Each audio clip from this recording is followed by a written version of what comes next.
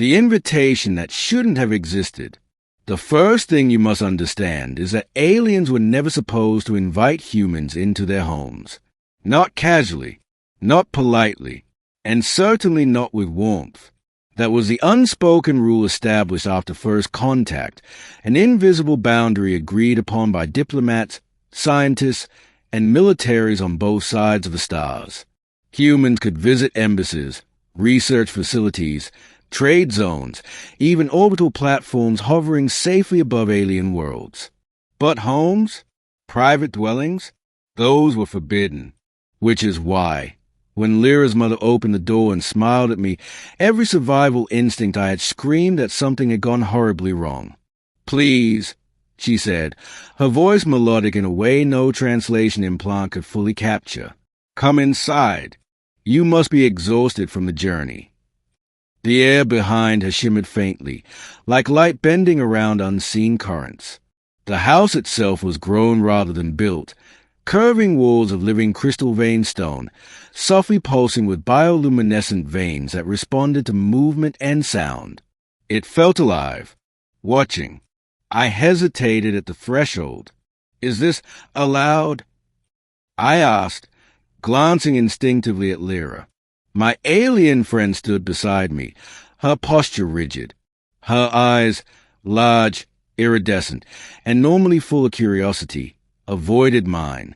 Before she could answer, her mother reached out and gently took my wrist. Her touch was warm, reassuring, human. "Of course it is," she said. "You are family adjacent now." That phrase meant nothing to me then. It would come to haunt me later. I stepped inside. The door sealed soundlessly behind me, and the world I knew, the research station, the shuttle bay, the safety of human protocols, ceased to exist. Lyra leaned close, her breath brushing my ear. "You're already in danger," she whispered. I met Lyra 3 years early on Station Halcyon, one of the first truly cooperative human-alien research hubs ever constructed. She was a Zalari, tall, willowy, her skin a soft gradient of blues and silvers that shifted with emotion. To humans, she looked almost delicate. To anyone who knew the truth, she was anything but.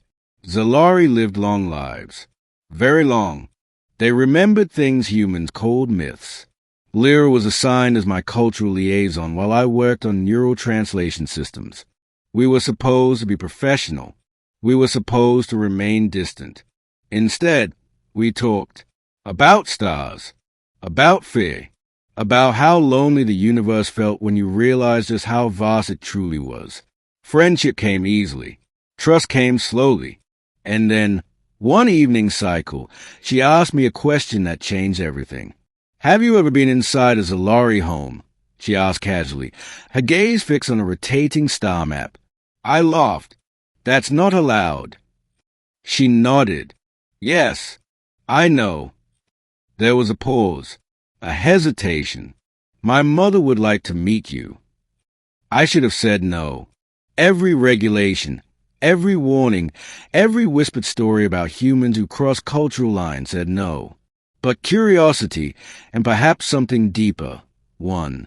That decision brought me here. The interior of the house felt larger than physics should allow. Rooms unfolded like thoughts, corridors branching and merging as if responding to intention rather than architecture. Soft harmonic tones vibrated through the walls, a low, constant hum that made my teeth ache slightly.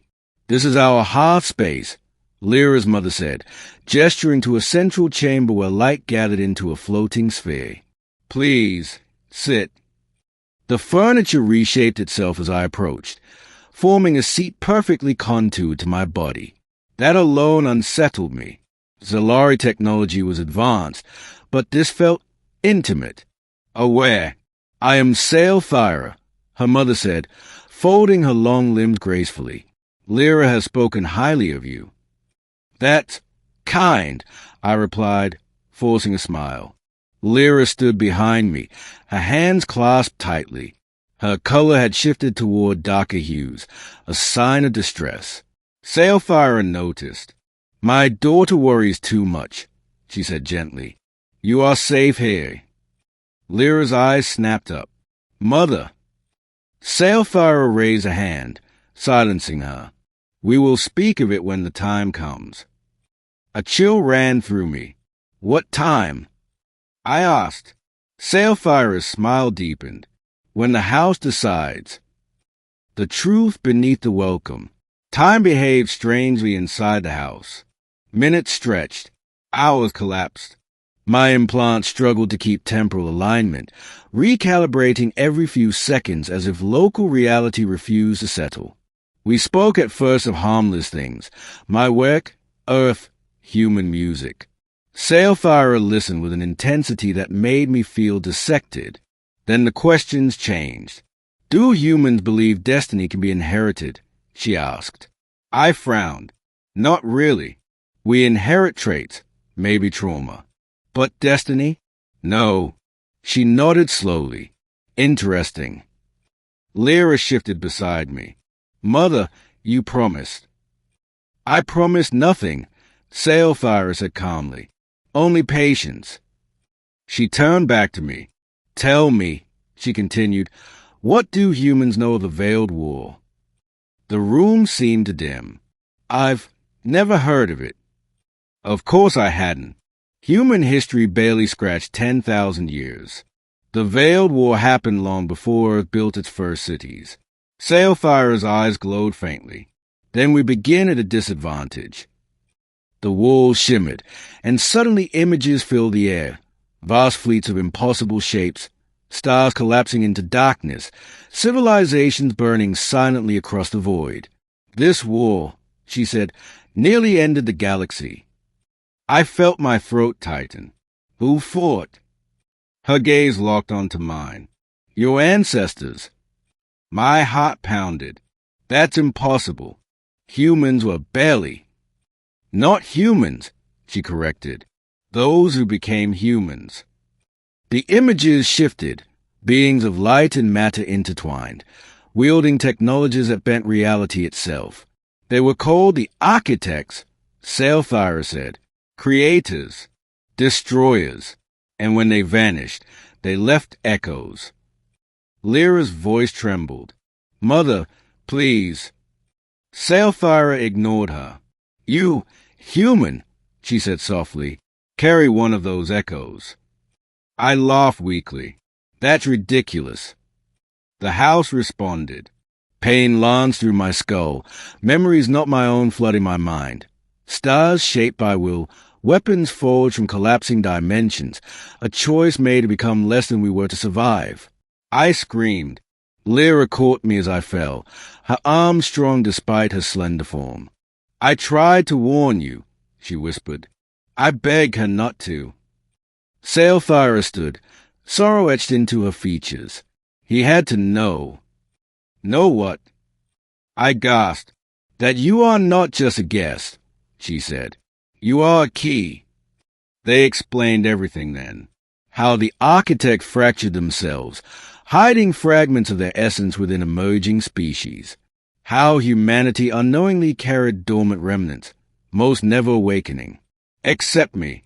My neural patterns, my genetics, my inexplicable ability to intuit alien systems. It wasn't talent. It was inheritance. And now, I asked, voice hoarse, what happens now? Sailfarer's expression hardened. Now the others will sense you. As if summoned by her words, the house shuddered. The light sphere dimmed. Lyra's skin darkened to near black, a sign of terror. They are here, she whispered. What is they? I demanded. Sailfarer moved with sudden urgency. Enemies from the Veiled War, she said. They hunt echoes, and once they find you. The wolves screamed. Reality tore open like fabric, and shadows poured in.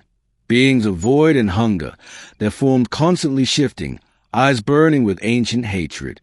Lyra pushed me behind her. Run, she said. I'm not leaving you. She looked back at me, something fierce and vulnerable in her gaze. Then you'll die. Sailfarer raised her arms, power radiating from her in waves that cracked the floor. Go, she commanded. I didn't think. I reached inside myself, grasping at the memories that weren't mine, and found them answering. Light erupted from my hands. The shadows recoiled, shrieking.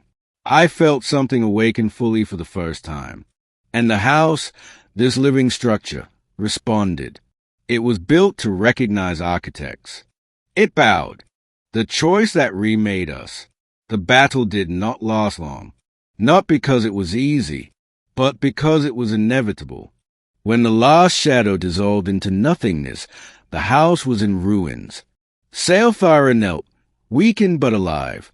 Lyra stood beside me, staring at my glowing hands in awe and fear. It's true, she said softly. You really are one of them. I let the light fade. I don't want to be, I said. Sailfire looked up at me. That, she said, is why you must be. The galaxy would never be the same after that night. The enemies of the architects had been alerted. Secrets buried for eons were rising. And I was no longer just human. But as I looked at Lyra, my friend, my anchor, I knew one thing with absolute certainty. I would not face this destiny alone. I reached for her hand, and for the first time, she didn't pull away. The house began to heal around us, reshaping itself not just in response to ancient design, but to something new, hope, and